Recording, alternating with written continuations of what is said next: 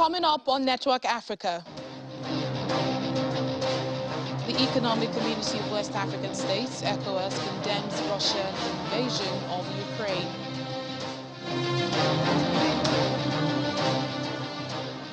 Nigerians stranded in Ukraine continue to call for help and evacuation from the war-stricken nation.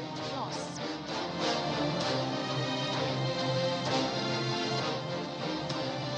Nigerian embassy officials in Hungary, Romania and Poland receive Nigerians coming from Ukraine.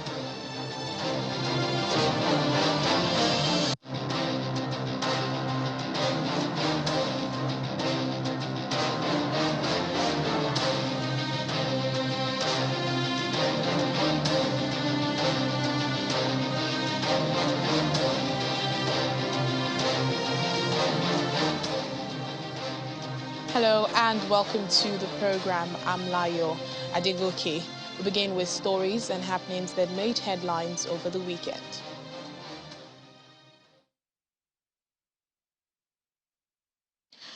All right, we'll move on to our main stories for today. The Economic Community of West African States, ECOWAS, says it is following with great concern the military invasion of Ukraine by Russia, which has led to human casualties, particularly among civilians. The West African bloc says it strongly condemns this action and calls for both parties to stop the fighting and to use dialogue to solve their differences in the interest of peace in this region. ECOWAS is also calling on all parties to ensure the safety of the citizens of all its member states living in Ukraine. Nigerian students in Ukraine are trying to find ways out of the country, trekking for many kilometers to reach a safe border of entry to other nations. Adonis Ayo Olabi is one of them who fled the war in Ukraine. He says he's worried about his friends he left behind as he arrived in Hungary.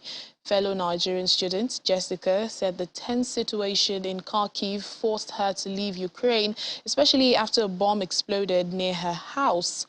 Cities under siege across Ukraine are home to tens of thousands of African students studying medicine, engineering and military affairs. My friends are still there and I'm very worried. I text them to know how they're doing, if they have food or water, because right now the stores are closed. Yeah, so and the attacks are getting worse. Very, very worse. And hopefully they get out of Ukraine safe and no harm comes upon them. Most people have left the city, and if you're quite there alone, it's going to be hard to communicate with people and also get things like I said, resources and all of that. And a place to sleep. And a place to sleep, especially. People haven't slept in days. Yeah, people haven't slept. And most people go to the underground metros, the metro station, to stay there, and it is very cold, uncomfortable, and it's really not a nice place to be in at night. It is very cold. It is not. It's very, very cold in there and not nice to be in. Yeah. But we have no choice to stay there because we could hear the bombings in my city. We could see the bomb in the tree where it exploded right near my house. So if I did not leave that day, it would have been a problem for me to leave. And now, as people are trying to leave, the transportation is getting more expensive.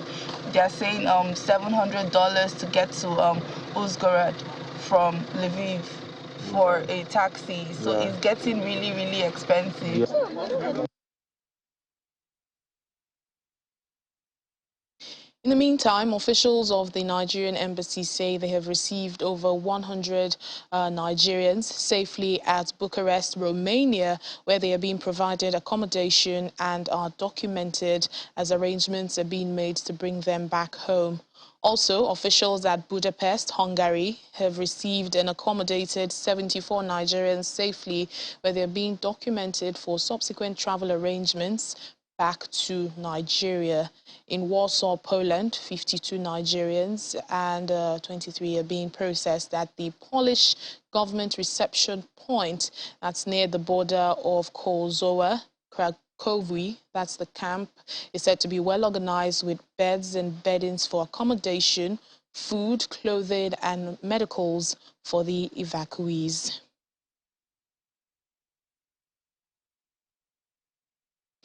Neighboring Ghana is planning to evacuate its citizens that are stranded in Ukraine since Russia began its invasion of Ukraine on Thursday last week. The Ministry of Foreign Affairs and Regional Integration is to host a meeting with parents, guardians or relatives of Ghanaian nationals that are in Ukraine on Tuesday. Ghana, as a non-permanent member of the United Nations Security Council, had supported calls and efforts to dissuade Russia from using force to address concerns related to NATO expansion. The country is encouraging dialogue and a peaceful resolution of the differences between Russia and other parties. Joining us now for more is Maxwell Agbagba, Ghanaian journalist with Joy News TV. Hello, Maxwell. Thank you for speaking to us. Hello, Lion.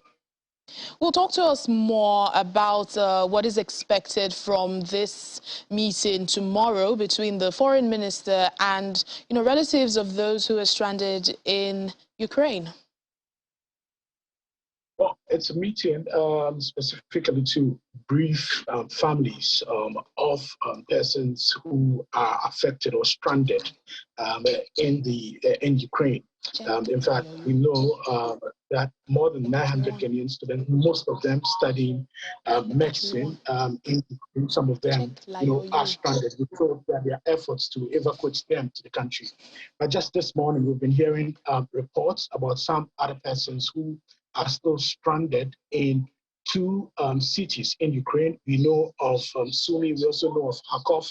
We know of another city which we are told is on total lockdown as a result of the invasion by Russia. We are told that it is difficult for the Ghanaians or the students who are stranded to be evacuated from this area. So we've been hearing, from them, they've been telling us about how at night the street lights where they live actually go off and they have to hide in bunkers and the rest as a result of the numerous explosions that they've been hearing from their rooms and all of that. And they have been crying for the Ghanaian authorities to evacuate them from these areas. But as it stands now, yesterday at a briefing addressed by the Foreign Affairs Minister, Shelia Yakuboche, she actually informed us that 500 students, 400 students, a little over 400 students have been evacuated successfully, and they will be reunited with their families very soon. In fact, we've been speaking to our sources, and they tell us that it's likely that they'll be arriving in Ghana very early in the morning tomorrow. But tomorrow's meeting is to inform the parents and give them up-to-the-minute updates on what the Ghanaian government has been able to do in successfully evacuating them from the hotspots. Live. So in the meantime, Maxwell, what plans are there for perhaps Ghanaians who are at the borders of, these different countries? We know Poland, Hungary, Romania, are those countries that are accepting foreigners. What is the plan by the Ghanaian embassy? Well, we are told there are efforts in place, and in fact, there are numerous publications out there advertising persons who they can contact in case they find themselves in any kind of distress. So what is happening now is that those numbers or those contact that have been widely advertised for any person who wants any help, to call those contacts. What is making the work difficult for the Ghanaian authorities now is that they say that fighting has intensified in some of these areas where these Ghanaians find themselves. So we're talking about Kiev, we're talking about Kharkiv, and other eastern parts of Ukraine, which is making the evacuation effort very difficult, for the Ghanaian authorities as well. But they tell us that they're engaging with their Russian counterparts to find a way that they can immediately provide some safe space, for those Ghanaians who find themselves stranded along the borders as well. Just finally, where does Ghana now stand, in the course of this fighting? Where does Ghana stand in diplomatic relations with Russia and Ukraine? Well, Ghana, we got a semblance of Ghana's position on this particular matter during the United Nations Security Council's voting. I'm talking about the resolution to denounce the invasion of Ukraine by Russia. Ghana made its position clear through its vote. In fact, it's part of the 11 countries that voted in favor of that resolution. But we know that Russia actually vetoed that resolution. Our permanent member at the United Nations Security Council at that meeting also made it known and joined the rest of the world, in condemning the attacks that we are witnessing in Ukraine. So if you're talking about our position on the matter, is really more about what has happened at the United Nations Security Council meeting, of course, which Ghana is actually a member, and then also from the releases that we get in, and also at the press briefing where the Foreign Affairs Minister spoke. She actually condemned the invasion, by Russia. But here as well, we've been hearing from some members of parliament in Ghana who believe that this could, what is happening in Ukraine could actually have dire consequences for the already worsening economic conditions of the country Ghana. In fact, yesterday the Foreign Affairs Minister mentioned that Ghana exports manganese to Ukraine. It also exports cocoa to Ukraine. Ukraine also, we actually get imports from Ukraine as well. So we're talking about iron ore and all of that from Ukraine. She thinks that all of these things can be affected by the current hostilities, happening in Ukraine. Right then, Maxwell Agbagba, Joy News TV correspondent, thank you for speaking to us. Thank you, Lai. Some 1,000 Ukrainian tourists are stranded in Tanzania's semi-autonomous islands of Zanzibar after the Ukrainian airspace was closed to civilian flights following the Russian military action in the country. Well, Zanzibar's government says it is liaising with the Ukrainian embassy in neighboring Kenya to evacuate the tourists to Poland. Tourism Minister Leila Mohammed Musa said the safety and well-being of tourists is being looked at. Well, some hotels where the tourists have been staying are reducing their rates, while others are offering free accommodation to the guests who have overstayed. Zanzibar's coastal scenery and historical culture is a big draw for foreign tourists. But Ukraine had to close its airspace last week, citing a high risk to flight safety. Algeria's state firm is ready to supply additional gas to the EU from its supply. That's according to the company's boss. This is in case of a decline in gas supplies due to the Russian invasion of Ukraine. Analysts say the unmet capacity at the Transmed pipeline linking Algeria to Italy could be used to increase supply. Algerian gas accounts for about 11% of Europe's gas imports. The U.S. had reached out to Algeria and other countries for gas supply alternatives in case the Russian invasion leads to low supplies in Europe.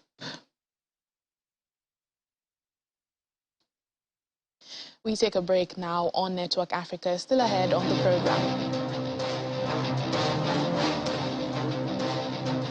With regards to climate change, a new IPCC report is warning of an irreversible impact of global warming. More in a moment. Please stay with us. Welcome back to the program. We continue with stories and happenings that made headlines over the weekend. A UN official said on Thursday Sudan has released 115 of some 135 anti-coup protesters who had been held for weeks following pressure from lawyers, families and international community. According to medics, the detainees are part of a protest movement against an October 25th coup that has persisted despite security crackdowns, killing 82 and wounding more than 2,000. Their detention came following the reinstatement of powers to the country's powerful intelligence service in late December, which had been a key tool under former President Omar al-Bashir. Adama Dieng, the UN Office of the High Commissioner for Human Rights, designated expert for Sudan, called for the immediate release of all other protesters.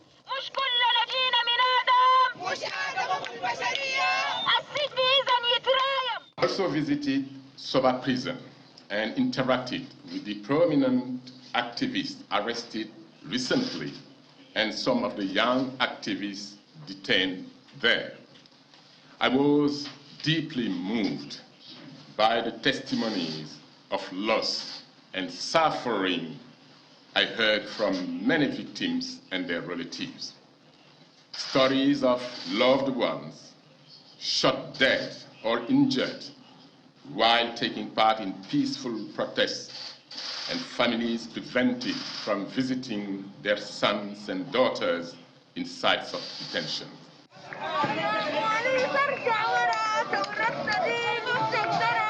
Still imprisoned are top former officials under the civilian-military power-sharing arrangement prior to the coup, held on corruption charges, as well as protesters accused of killing a police brigadier general.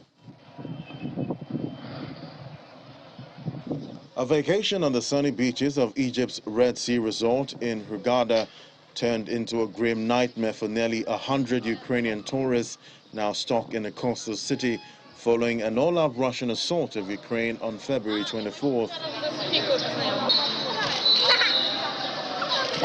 Ukrainian tourists gathered to watch the news and communicate with their friends and family members back home, with some crying and others thinking of the days ahead. We have a lot of news from our friends, from parts of our team members from different parts of Ukraine, and you want to know exactly what the news are. Yes, so small children are spending their nights on the zero flow of their flats. Metro station. Yes, so you see every day alerts about bombarding, and you should go and keep under the ground, maybe in the metro station. So additionally, I expect they have enough food, because in the evening you are not able to go through town. Yeah, so we have limited amount of food, maybe of medicaments there. So Egypt say all tourists impacted by the ongoing assault and the closure of the airspace over the two countries, whether Russian or Ukrainian, are allowed to stay in the hotels until they manage to fly back safely to their countries. Well, while Ukrainians are being stranded here in Africa, Africans are also stranded in Ukraine. Nigerians, especially, they've been speaking about their ordeal and what they've been doing to try to leave. Well, on our special coverage of the Russian invasion of Ukraine, two of them spoke of the severity of their situation. Eniola Badejo is a student whose education has been suspended, while Sobiru Iliazu has been able to leave, and he arrived Poland this morning. The situation is very terrible right now, because people have been there for days, and it's currently -2 in Lviv, and it's snowing right now. So people have been outside without shelter, without food, without water. And I even have a friend who had angina 2 days ago, and he has not still gotten into the border. So the problem is the Ukrainian border. The Ukrainian guards at the border, they are not letting male foreigners pass through. And if you can't get past the Ukrainian border, you can't even access the transit countries. So that's the problem right now. Well, a curfew, from the reports we have, a curfew is supposed to have been lifted this morning, making movement a bit easier. Is that true? Have people been able to go out and see what's happening for themselves and probably explore options of getting across to the border? Because we are told that once you get to the border, there's help waiting on the other side. So the thing is, it's a very long distance. It's about, some people walk for about 24 kilometers. So we can't walk there without getting shore. So people at the border currently are the ones giving us information. And what are they telling you? People at the border, what are they telling you? So there's a long queue, and the Ukrainians are not letting male foreigners get through. And if we can't get past the Ukrainian border, we can't even access the Polish or Hungarian or Slovakian borders. You got into Poland this morning, I'm told. Is that correct? Yeah, I got here by 12 a.m. That must have been quite the trip, because we're speaking to another Nigerian who is still in in the Ukraine earlier. She's actually in Lviv, and she was talking about the difficulties and the fact that information wasn't flowing and all of that. How much of help did you get from the Nigerian embassy in Kiev to make this movement? And how much of help did you get from the Nigerian authorities at the Polish end in order to facilitate your movement? Well, I would just say the truth, like no help at all. So that's just the truth. Because at both ends. Giving some numbers. Yes, at both ends. But then I would explain why. Because, like I said, I've been in Ukraine for 11 years. So my friend took me across the border. So we went to a very new border. Because like, there are new borders that are open, right? So I don't even think most of these Nigerians like know about it. So like, it was a border that was open, I think, 4 days ago, or even 2 days ago, or something like that. So I had to like get the recent and the latest information and then go through that border. So while going through that border, I didn't meet any Nigerian official there. There was no help from any Nigerian official there. Maybe it's because like the border is very new, you know, it was just really recently opened. It's basically like a garage. It's a garage in Poland, you know. But what's the name of that border? What's the name of that border? Because some of your colleagues who are still in Ukraine may want to use it. Okay, I have to check. I have to check it right now because it's I just wanted to cross, you know, and then my friend told me like there's a good border, and then I was just going like really fast. I would have to just get the name right now. It's some Russia or something like this. Wait, in Ukrainian it's called Brushi. Brushi. Okay. Two other stories now. One person has been killed and 11 others severely burnt after a vessel caught fire at a port on the Congo River in the Democratic Republic of Congo. Interior Minister Didier Tenge says the Sunday accident happened at the Ngafura port, and that's on the outskirts of the capital, Kinshasa. Officials say the vessel was loaded with flammable products and was heading upstream to Equator Province. Mr. Tenge says boarding of cargo vessels by passengers is prohibited in the country. However, many people usually use the boats to travel long distances because of DRC's poor road network. In Zimbabwe, at least one person has been killed and 10 others injured in skirmishes at an opposition party rally in Kwekwe Central region of the country. On Sunday, the Citizens Coalition for Change supporters were attacked by a group of men armed with spears, machetes, iron bars and stones. According to party officials, one man was stabbed to death, others suffered broken bones and various injuries.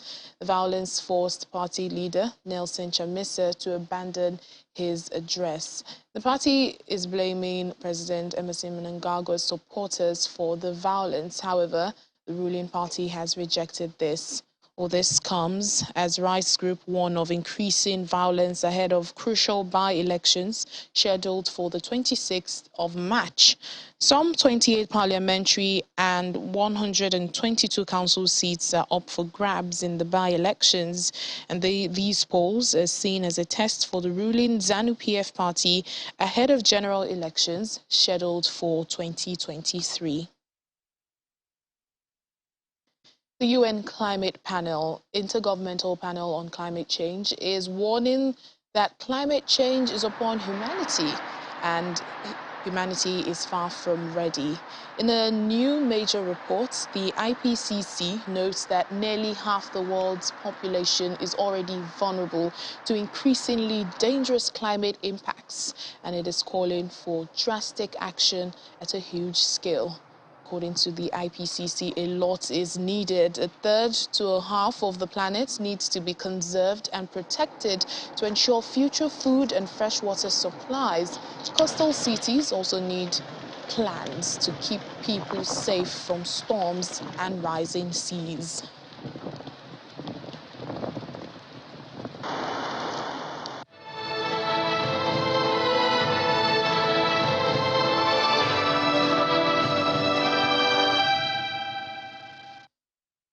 South Sudan's health ministry has said the country is witnessing a sharp decrease in COVID-19 cases, and it attributes this to vaccination campaign in the country. Last week, according to the ministry, there were only 30 cases confirmed nationwide. The COVID vaccines, the ministry says, are now available in 515 health facilities that spread across South Sudan's 10 states. And that's it on the program today. Thank you for watching. I'm Layo Adegoke.